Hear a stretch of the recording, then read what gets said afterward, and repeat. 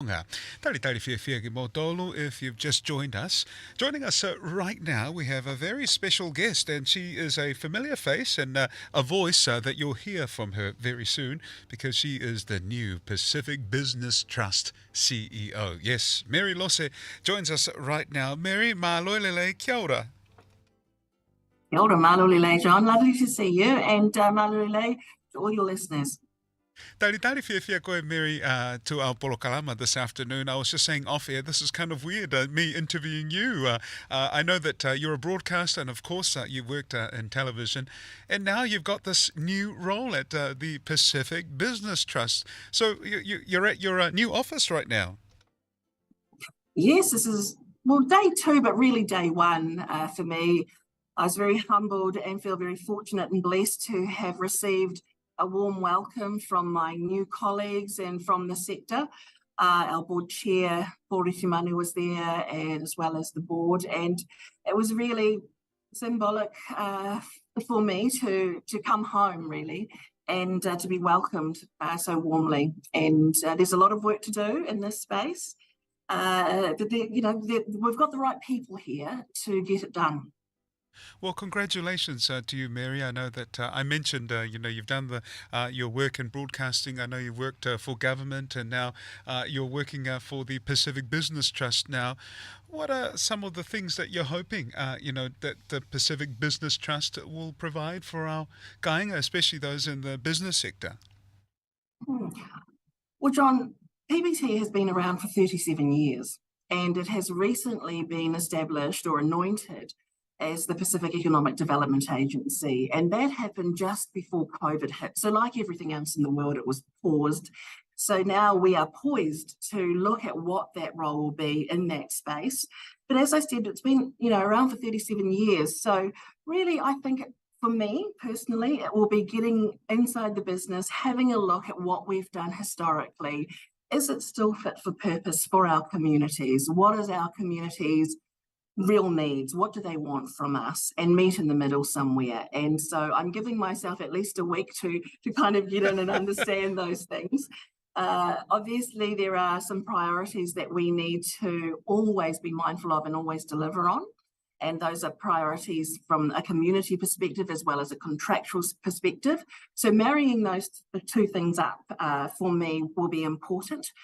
As I said earlier, we've got the right people here, and I am really blessed to have inherited a staff who are passionate, who are, for our people, but also very skilled and capable in the work that they bring. And so to rebuild our internal capability will certainly be a priority.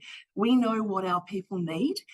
We need to get closer to our communities to understand, is it still the same? Has COVID impacted so much that we need to change everything? We need to ask the question, make sure that our service offering is fit for purpose for our community. And the only way we're going to do that is we ask our community directly.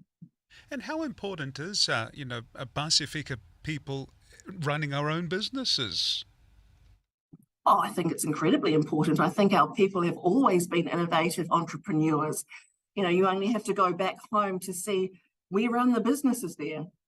There are not other people in Tonga. I'm not other, there are some other people in Tonga, but in Samoa, Samoans are running businesses all the way through the Pacific. It is our natural state of being. And if we can align that with our natural state of being of service in Aotearoa, New Zealand, then we're going to have some great steps to take and progress that space for our people. That's natural for us. And I know CEO. Oh my goodness, that is it's a big role. It's going to be a lot of work for you. So thank you for saying yes, because especially in the sector that you're in, people have faced COVID, and I'm sure some of the businesses were impacted by the recent floods and things like that. What message or assurance do you have for our businesses that are already part of the Pacific Business Trust, and maybe those who are Pasifika that might be looking for extra support or ahi from our people? Please get in touch with us. We are here to help. We're here to serve. And I think for 37 years, that hasn't changed. And so we do that every day. And we can only do that if we know, so please contact us. That's what we're here for. I'll get the details for the Pacific Business Trust up very soon. But Mary, I want to know a little bit more about your Tongan roots for our Kainga Tonga that are listening in. I was fanboying. I was a big fan of your older brother, Willie, who sadly passed away. He was amazing as a person, but also an incredible broadcaster and a voice that's very familiar to our people. But tell me about a little bit about your upbringing and also, as I mentioned, your Tongan connection as well. Well, Dad's from Whaleola and in Haupai. And in 1946, my Māori Pākehā mother, who was 12 at the time, went to live in Tonga. So she Wow. was whāngai into her grand aunt Mere Ngāhai and her grand uncle Hoane. Koro came to New Zealand in the late 1800s to help establish the Tongan Methodist churches. And in Wow. 1946, after the war ended, he wanted to go back to Tonga, so they took Mum back with them. And so Mum was raised as their youngest daughter, alongside their two other daughters, Tuhimare Kura and Rangimārie. Oh, yeah. And they would go to Tonga and be the only Māoris living in Tonga in the 1940s. So my mother's first language was Te Reo Māori, then English, then Tongan. And Wow. so even Wow. though she Wow. wasn't Tongan, she went on to have a traditional arranged marriage to my father Tawake. And my first three brothers were born in Tonga. And then in 1960, my mother decided she wanted to come home to Aotearoa, New Zealand. Wow. So Dad, who was operating his family business, thought it was a good idea to give all that up and come and be a worker over in New Zealand. So they Wow. came back to New Zealand. My next two brothers were born in Benidale in the Waikato, because Mum's from Maniapoto in the Waikato. Oh, yeah. And then in 1961, my parents moved to Auckland, which, as we know, was the Polynesian capital at the time, in Ponsonby. And in 1964, with five sons and one on the way, my parents would purchase our forever family homestead in Kelston. Wow. And that's where the remaining four of us were born and raised. So we have been proud Kelstonians for the last 59 years. Wow. And when I saw the evacuation centre set up and led by Deputy Prime Minister Sepuloni, it was really just one proud moment after the next, Beautiful. being from Kelston, seeing that. And in fact, my own sister Diane led the setup of the Welfare Contact Centre in the evacuation centre. So Whawhitai. very proud of the mahi that went on in Kelston in particular. And we've stayed there. As I say, we've remained there. We've kept our family homestead, even though Mum and Dad have now passed away for more than 30 years. Oh, yeah. We are very proud Kelstonians. My nieces and nephews have bought homes in Kelston.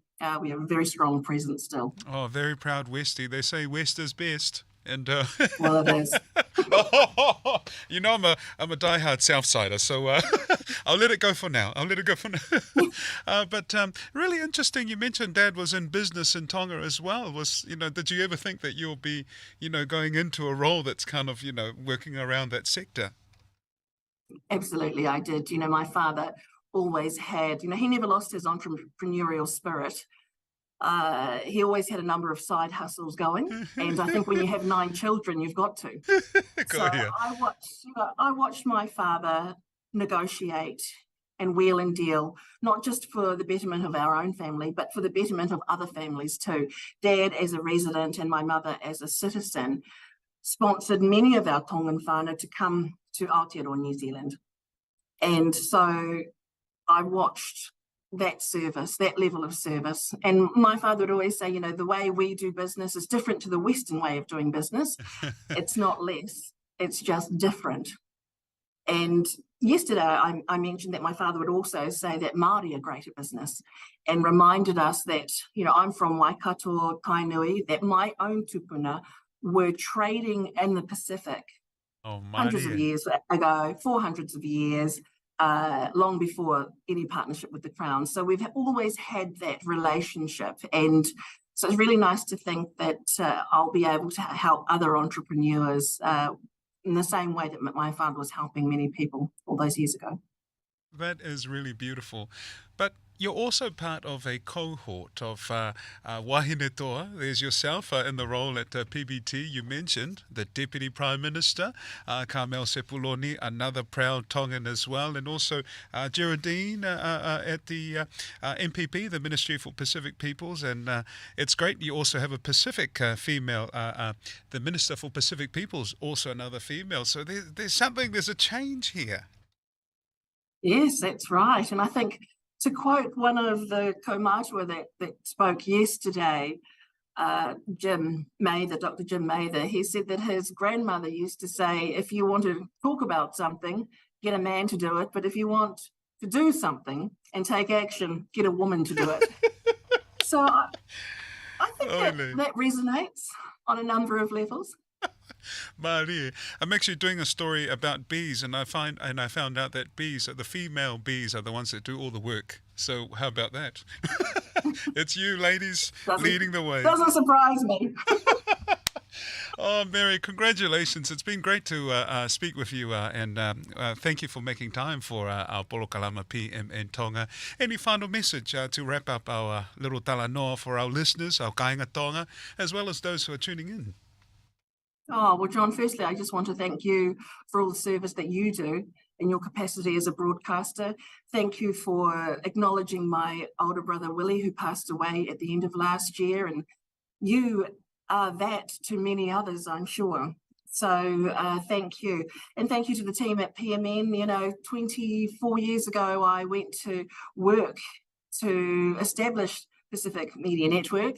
And to see what it has become now, 24 years later, is just fantastic to watch. And that's not an isolated incident for our people. So I think if anyone is listening, every day is a good day to start a business. And the Pacific Business Trust is here to support you along that journey, whatever that may be. And really just I want to thank our community and the sector partners for coming out yesterday to welcome me into this new role. As I say, it was humbling and I feel very blessed. And, there's a lot of pressure to get on and deliver, and we definitely will be, but we'll need everybody in the community's support. So we'll be going out to the community to find out exactly how we can support our communities. Malo, John. O whalahi atu kia koe, Mary. Congratulations. We wish you the very best. Kia kaha. And if you're listening and you're interested or want to hear more about the service that the Pacific Business Trust is offering, the phone number is 0800 287 7526, 0800 287 7526, or they are online. Just look up pacificbusiness.co.nz. O whalahi atu kia koe, Mary. Take care.